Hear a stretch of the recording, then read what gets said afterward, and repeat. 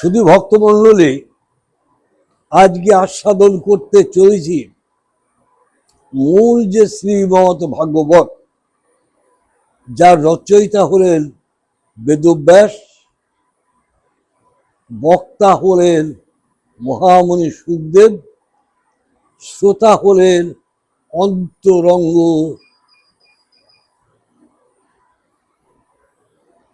ব্রহ্ম অভিশাপগ্রস্ত রাজা পরীক্ষিত। এই যে মূল বিষয়, এই বিষয়টি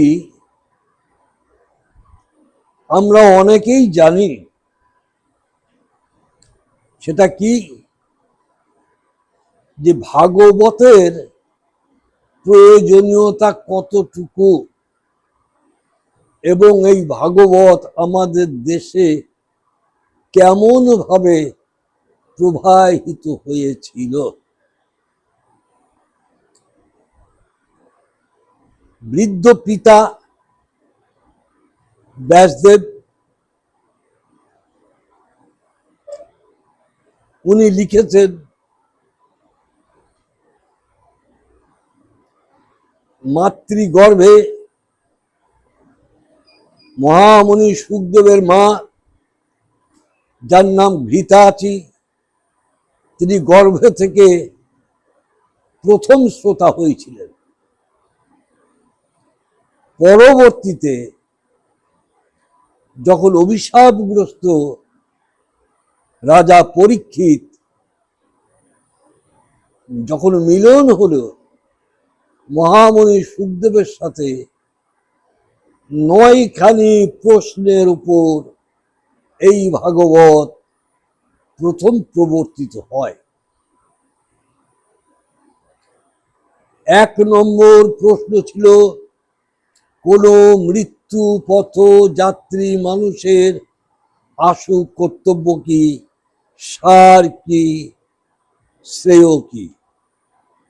প্রেম ভক্তির উৎস কি? প্রেম ভক্তি কেমন করে হয়? অবতারগণ কেন আসেন? অবতারের প্রয়োজনীয়তাই বা কতটুকু? অবতার কতজন? অবতার গণের সময়ে ধর্ম কোথায় থাকেন? এই যে 9খানি প্রশ্ন, এই 9খানি প্রশ্নের প্রথম প্রশ্ন, কোন মৃত্যুপথ যাত্রী মানুষের আশু কর্তব্য কি?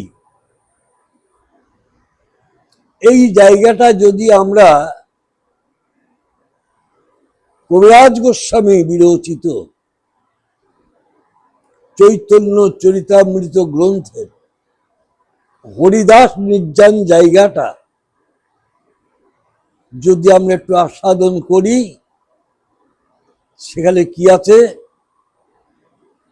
হরিদাস বলছেন, নয়নে হেরিব চাঁদ বদন, জিহ্বায় উচ্চারিব শ্রীকৃষ্ণ চৈতন্য নাম, এই মতো ছাড়িব মোর প্রাণ। তাহা হলে মৃত্যু পথ যাত্রী মানুষের সর্বদাই উচিত শ্রী হরিকে স্মরণ করা, শ্রী হরির পূর্ণ যে অবয়ব, সেই আলক্ষ্যটাকে হৃদয় মন্দিরে গেঁথে রাখা এবং তার চরণে ভক্তি কামনা করা। তাহা হলে এই যে ভক্তি, কোন ভক্তিটার কথা বলা হলো না? হরিদাস ব্যাখ্যা করে বুঝিয়ে দিলেন যে প্রভু, আমার অন্তিম কালে আমি নয়নে হেরিব চাঁদ বদন, 1 লক্ষ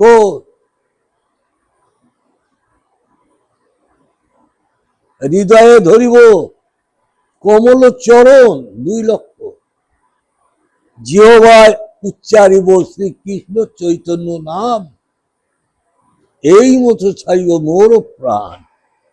এই যে 3টে লক্ষ্য, তাই যে 3টে লক্ষ্য, আগে তো মানুষ, তারপরে তো ভক্ত। তা আগে যদি মানুষ হতে হয় তাহলে কোথায় যেতে হবে? সাধু সঙ্গে, ভাগবত আস্বাদনে, হরিনাম সংকীর্তনে। তবে তো এই সঙ্গগুলোর সাথে এই সম্পদগুলো পাওয়া যাবে। এইবার এই ভক্তিটা কেমন ভাবে উপায় হবে না, ভক্তির মূল উৎস বৈষ্ণবের উচ্ছিষ্ট ভোজন। বৈষ্ণবের উচ্ছিষ্ট ভোজন প্রসাদ যত তুমি গ্রহণ করবে, আস্তে আস্তে আস্তে আস্তে তোমার ভক্তি প্রগাঢ় থেকে প্রগাঢ়তম হবে। এইটাই তো মানব জন্মের শ্রেষ্ঠ উপায়। কেন না, উড়িষ্যা ধারিন্দি গ্রামে যখন দুরক্ষীর পুত্র দুঃখী কৃষ্ণদাস পিতাকে জিজ্ঞাসা করেছিল 11 বছর বয়স, যে পিত, মানব জন্মের সার্থকতাটা কি? পিতা বললেন, কৃষ্ণ ভজন। তাহলে শাস্ত্র বলা আছে কৃষ্ণ ভজনের তরে আইসলাম এই দেশে। এটা কোন দেশ?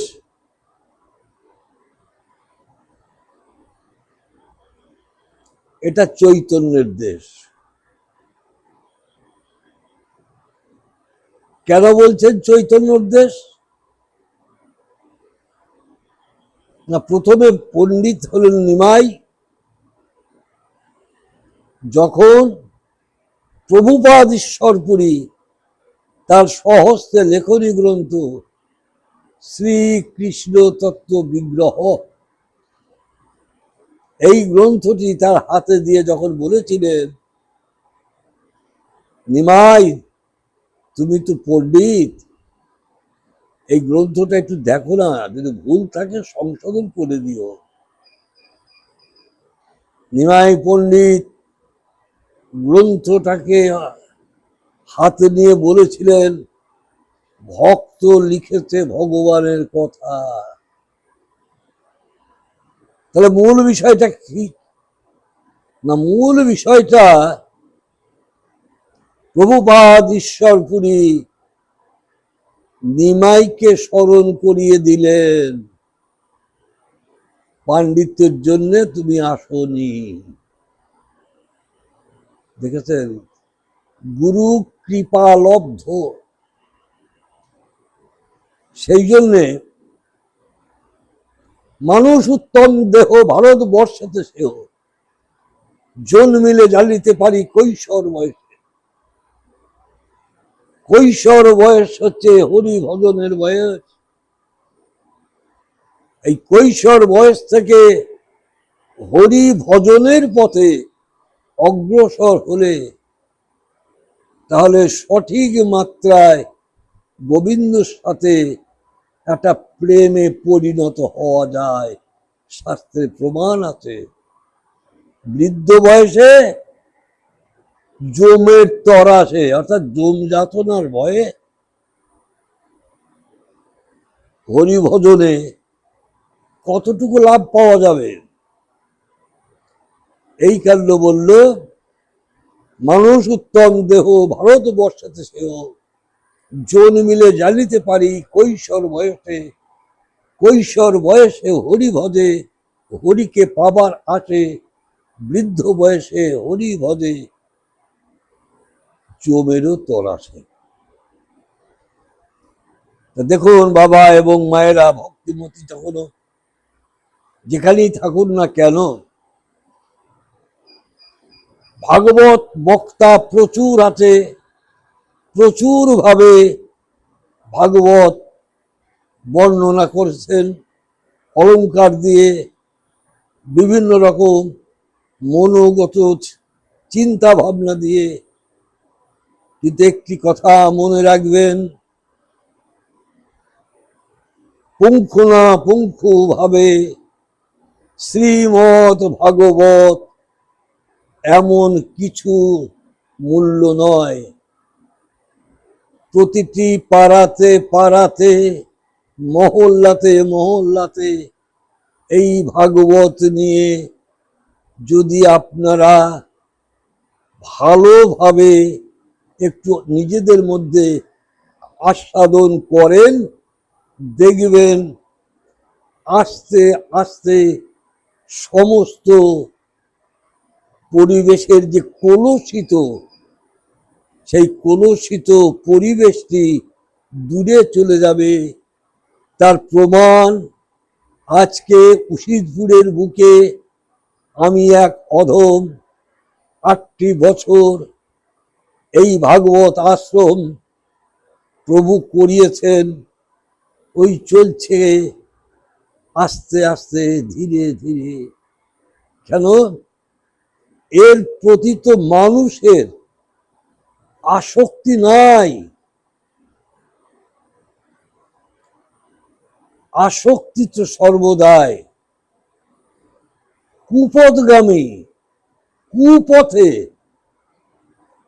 সেই জন্য বলল, মায়া মুগ্ধ জীবের নাহি কৃষ্ণ স্মৃতি জ্ঞান। সেই কারণে তৈরি হয়েছে বেদ আর পুরাণ। আমি ভাগবত মুখস্থ করলাম, আমি ভাগবত কণ্ঠস্থ করলাম, বিষয়টি কি না আমার রোজগার হবে। আমি কীর্তন শিখলাম, বিষয়টা কি আমার রোজগার হবে। কলিতে এই প্রচারটা এখন একটা তরফ থেকে এমন ভাবে বদ্ধপরিকর হয়ে গেছে যে সাধারণ মানুষ চাইলেও হরি কথা শোনার জায়গায় পৌঁছাতে পারছে না।